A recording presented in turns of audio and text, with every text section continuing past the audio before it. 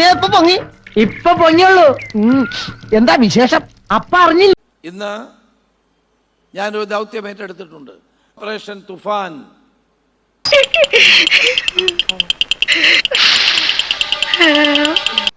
ഇതാരംഭിച്ചത് ഞാൻ ആഭ്യന്തരമന്ത്രിയായ കാലത്തല്ല.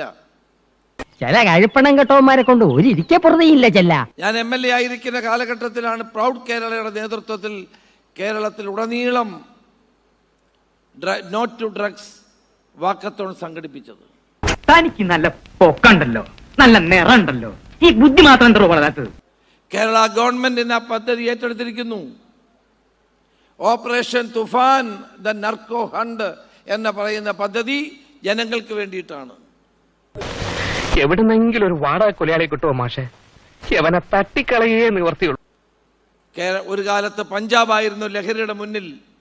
ഇന്ന് കേരളം പഞ്ചാബിനെ കീഴടക്കിയിരിക്കുന്നു. നമ്മൾ മുന്നിലാണ്.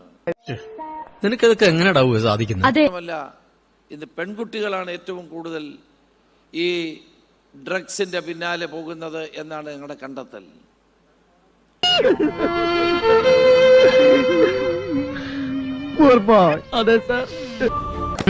സ്ഥലം കാലിയാക്ക. മേലിൽ ഈ ജാതി കേസ് കെട്ടുകളും പൊക്കി ഇങ്ങോട്ട് വന്നേക്കരുത് പറഞ്ഞേക്കാം.